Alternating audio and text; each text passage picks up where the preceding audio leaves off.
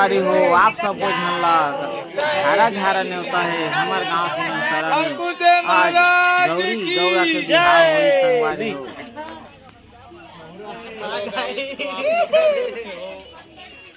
hello कना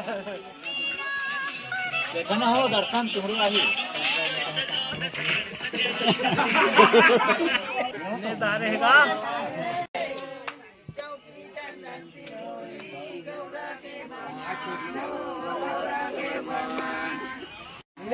हां साथ नहीं हो है पे पांचवा हाँ कहां के लिए कही राजन के झरझरनियों तक ही देवी